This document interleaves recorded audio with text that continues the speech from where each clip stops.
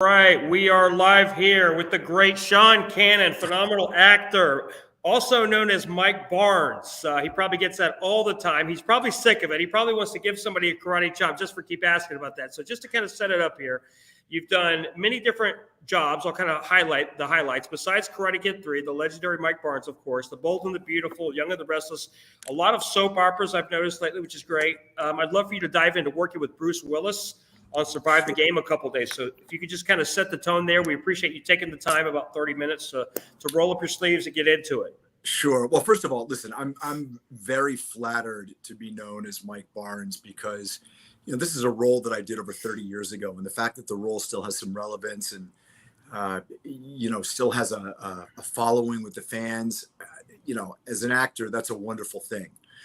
So the last thing I would ever do is, say that I'm not really happy that that's still a part of my career.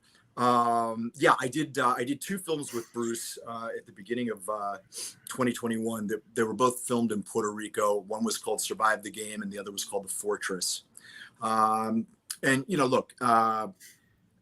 Look, like you probably, I grew up with Bruce. He's somebody that I've loved his movies for decades, and I was incredibly honored to work with him. It was, I think like a lot of people, I was very saddened to hear that he's going to be retiring, but I think it's absolutely the right decision for him. Yeah, I heard about that. I mean, he's a legendary actor. He's been in so many movies. I think he's been like 70 or 80 movies, some insane amount of movies, huge, Monster, Die Hard and all the other movies. The last 10 years, he's kind of been in some more comedic roles, which is good to see a kind of a softer side. And I did hear he was retiring as well. Do you want to say, we'll get into Cobra Kai in a minute, because I've got it. Let's just ask you. I know you can't really say if you were confirmed or not, but everybody's been speculating. You probably get tired of this question. Cobra Kai season 5. I love Cobra Kai, so I don't know if you love Cobra Kai, or if you followed it. And I gotta ask, since episode 1, when Johnny's character is like Mike, everybody assumes that you're the boss, like you're the construction boss, the mob boss, like you're the guy. Right. So well, listen, there's been a tremendous amount of speculation. I absolutely love the fans for their voracious inquisitiveness. Wondering whether or not Mike Barnes is Miguel's father, Tori's father, Johnny's boss, and the myriad of other fan speculations.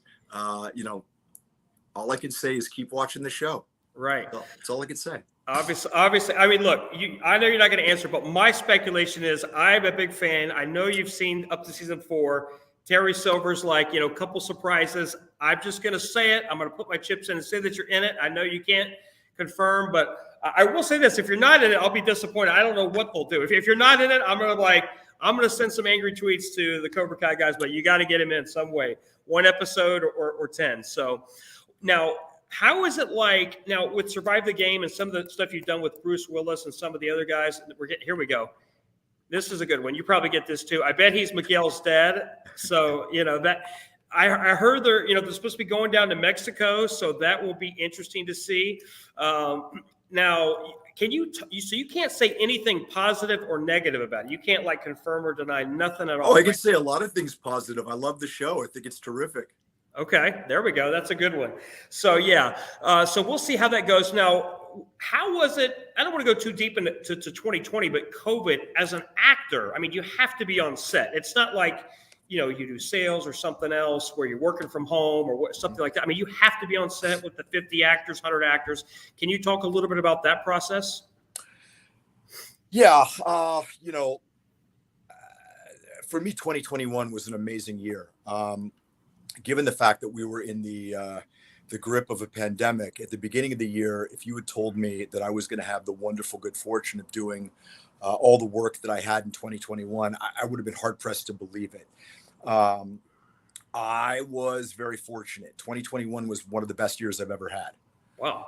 And, but for instance, on Bold and the Beautiful and some of the other television shows, there were times when they were in production, then they would go out of production.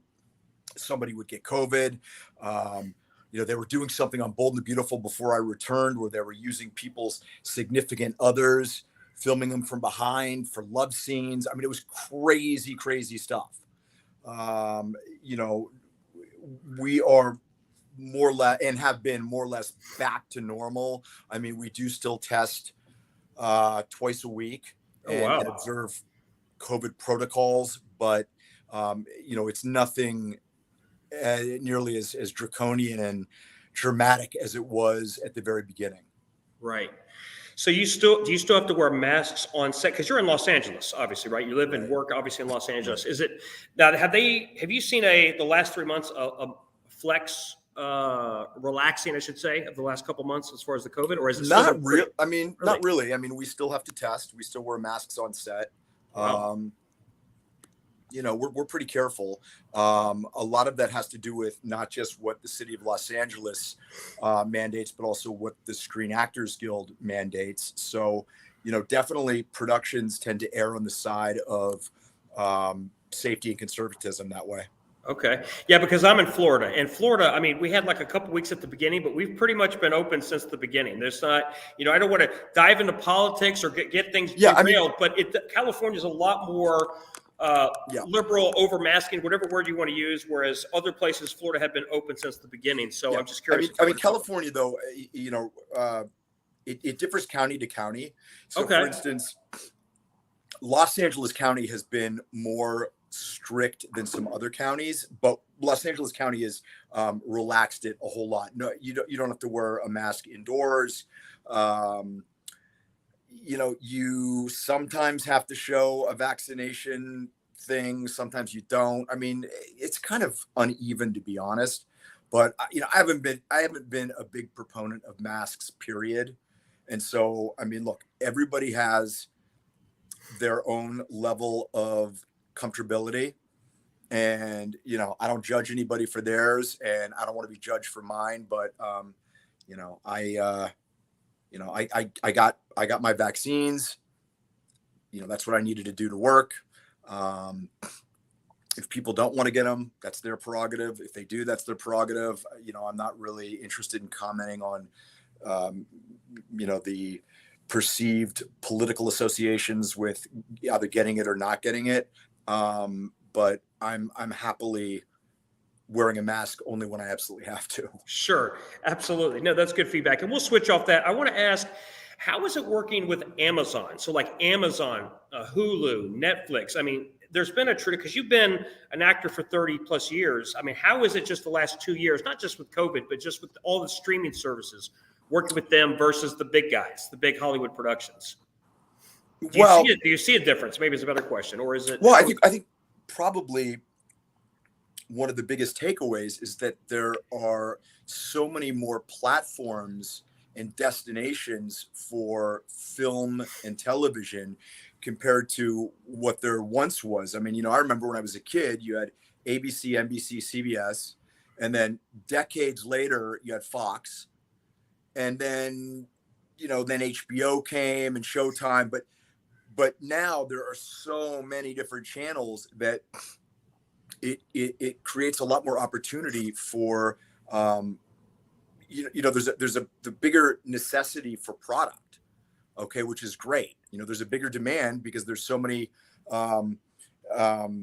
destinations that need to have film and television. And, you know, I think it's fantastic that for some time now, people can watch not just what they want when they want, but they can watch what they want when they want and where they want and how they want, you know, on their phone, their iPad, whatever.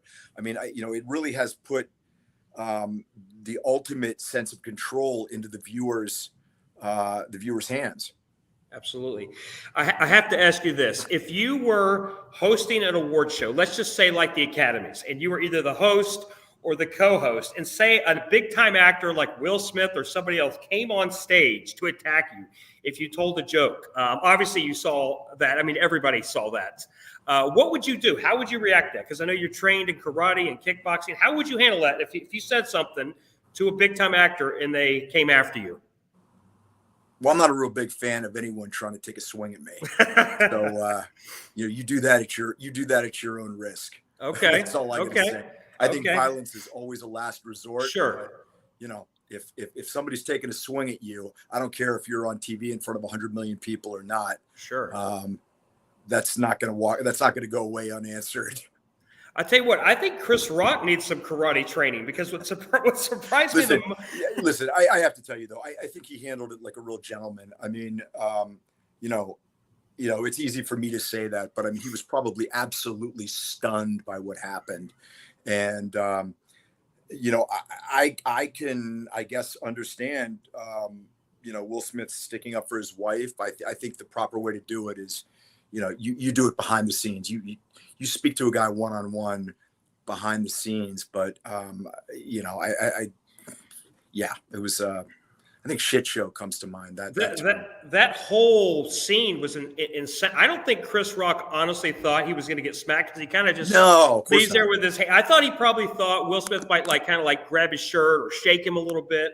I mean, he came. I just think he was stunned by it. And I'm all for defending your wife and all that, but honestly, my personal opinion, if a bigger guy, if The Rock was on stage would have told that joke, he would have just been like, not that, he would have been like, that's funny, and then stayed in his seat. I don't think he would have charged with that same energy. So now, have you done, not just with Karate Kid, but other projects, done a lot of training like MMA or karate or kickboxing outside of that, because of the show or the TVs through the years, or is it just something on your own? Well, I've trained in martial arts off and on since I was 13. I started in Shotokan karate, and I've studied various martial arts over the years. And I've got kind of a pretty strong basics. I definitely have enough martial arts ability and knowledge that I'm able to use it to a certain degree. When I'm working on a TV show or film, and I continue to train. I was actually just training 2 days ago, and I'm going to be doing a little bit of training later tonight. So it's something I really love. I am very much still a student, and continuing to learn, but it's something I love doing, and hopefully will continue to do it as long as I can. Have you been following Jake Paul? I only ask that because in this new crazy world we're living in, where Jake Paul's fighting, all these different celebrities and other guys. He's fought a couple guys, but guys that are kind of retired and semi-retired. Would you ever fight a Jake Paul if you got just an insane amount of money to get in there? Is that something that would even be mildly interest you, or not at all? No. I'm 55 years old, and I'm fighting Jake Paul. What, are you kidding me? No. I think Mike Tyson got in there not too long ago. I don't know if you saw that. He's Mike Tyson. I mean, the reason that's not something that interests me. If I never got into another physical altercation again in my life, you'd be good. Just fine with me. Now, can you clarify? Because I believe, if I heard Cobra Kai Theory, your interview, which was fascinating, I saw it like a year ago. It was very interesting. I learned a lot about the character, that you went deeper. He was designed originally as the Mike Tyson from the streets. The character was originally described as a 17-year-old white Mike Tyson. Okay. I always say I never thought of myself as that. Listen. A lot of people, tough guys, they say to me, wow, I would have been really intimidated by Mike Barnes. I'm like, so would I. Yeah. I would have been intimidated by him too, so, it was a role. It was certainly nothing that's remotely close to who I am as a person. Okay. But it was a lot of fun to play it, to kind of channel that. So when you were in high school, you weren't on the football team. You didn't bully other guys or anything. You didn't smacking people around, or how did? No, I did play on the football team in JV for one season, but no, I was definitely not a bully. And as a matter of fact, as a younger kid, I was bullied quite extensively. Oh wow! And I talk about it a lot in my book, Way of the Cobra. But no, I was never a bully to people, and if in any way, shape, or form I was and didn't realize it, I apologize. But no. Can you tell me a little bit about the story? I know I heard briefly about it, some of the interviews you've done, but kind of set this, how the whole interview process was for you for the Mike Barnes character. Because from what I understand, there was thousands of, that's a premier job to be the lead bad guy in a huge movie. Can you tell me about that process, just with the thousands? Yeah, they probably all told saw close to 10,000 people for the role. I met John Avildsen during an open call outside the studio. It was a pretty surreal and extraordinary process to be sort of picked out of oblivion from an Oscar winning director. John had won for Rocky. And, he picked me out of this line, and I went inside and screen tested with Ralph Macchio. And it was pretty extraordinary. And again, I mean, not to continually plug my book, but I talk in depth about the story of how I got the role, and a lot of what happened during the filming, and it's all in my book, Way of the Cobra. Definitely, we'll have to check that out for sure. That'll be a great book, because part of this podcast is that we've obviously talked about movies and so forth. Is really getting organized, getting a job, that type of process. What advice outside of your book, which I'm going to be getting some copies of that. I'm excited, looking forward to reading that cover to cover. What would you say, not just for actors, because I mean, to choose 1 out of 10,000, you've really got to be the dojo champion, the UFC champion. I mean, that is just, it's kind of like winning the lottery, 1 out of 10,000. What advice would you give, not just for young actors, but for young people in the workplace, getting that dream job when they're 21, 22, they graduate college? What advice would you give on the business side of things? I get asked a lot about advice about success, and I've kind of distilled it down to 4 things. And if you do these 4 things, I'd say you have about a 98% chance of being successful as a human being. Okay. It may not be the kind of success that you specifically envision for yourself, but you will have some type of success. The first is simple. We learned it in kindergarten. It's the golden rule. Do unto others as you would have them do unto you. Treat people the way that you want to be treated. Very simple. The second one is act with integrity. Okay. Do what you say what you mean, be dependable, show up when you say you're going to show up. The third one is to exhibit empathy. And, I always use the analogy of, imagine you see some woman standing in line at the pharmacy. She's an older woman. She's writing a check. It's taking forever. You're late.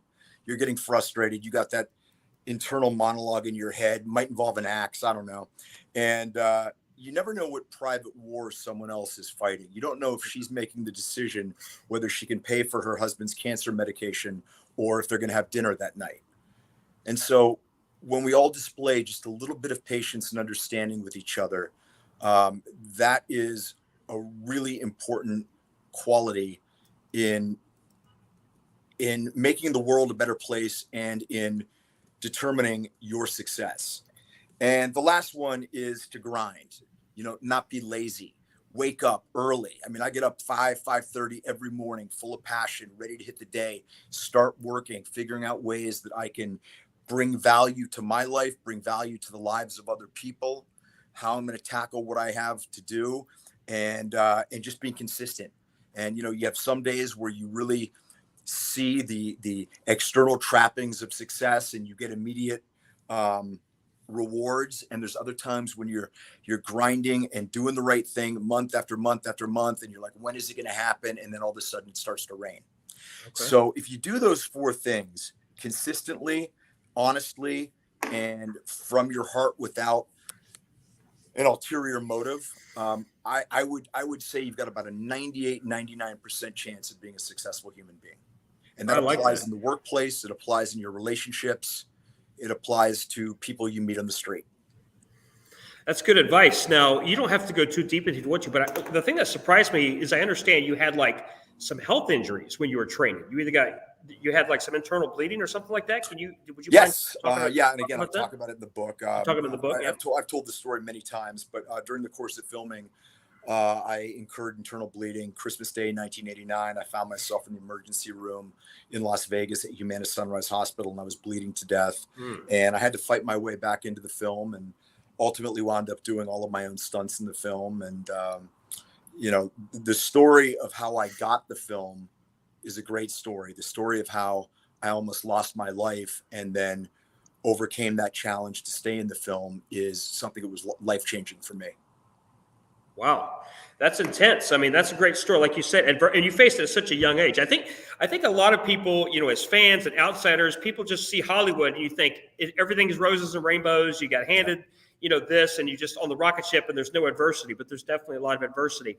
I'm curious, do you own the Mike Burns character? And what I mean by that is, like, if you wanted to, if for whatever reason you're not in, could you make your own movie, your own documentary, your own thing without them, or do they own that? I'm just curious.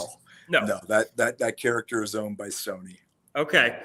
I was just curious, because there's so much going on. I've seen Jean-Claude Van Damme make some movies on Netflix and some other stuff. What was the movie that he was at? He's made so many movies recently where, he's been around for a long time, like Stallone. Have you ever got a chance to work with Stallone? Because he's doing all these expendable movies, bringing back all the legends from the 80s and the 90s. Yeah. That would no, I've worked with his brother, Frank, and I know Frank. Okay. I know Frank, and we worked together on Walker, Texas Ranger with Chuck Norris, and that was a whole lot of fun. And Frank's a terrific guy. I have not met Sly, but I am a huge fan. I think he's, it's funny. I was thinking about him the other day because I watched some of his. He makes motivational videos. Yeah. And obviously, there's not much that's more motivating than when you're watching Rocky or some of that work, but really some of his most inspiring work are these motivational videos he makes, because he's had such an amazing life, and he's had so many ups and downs, and you're listening to a guy who has been around the block and has some wisdom to share, and I really appreciate when he makes these videos. I find them incredibly inspiring and insightful and profound, and if you haven't seen them, check them out. Definitely. Yeah. I've seen a lot of those motivational videos. I did hear Stallone. He said that he wrote Rocky, and I think he was originally offered like 100,000, 200,000. And this is when he had no money. He was like tuna or raw eggs, and he kept turning them down. Yeah. And he took all the risk playing Rocky because they wanted to choose a more seasoned actor. Yep. No, that's true. And as a matter of fact, there's a great story where, if you remember in the movie, he had a dog named Butkus. And that was really his dog. And he was apparently so broke that he gave his dog away, and it broke his heart. And then when he got the deal for Rocky, he kept going back to this liquor store where the guy hung out.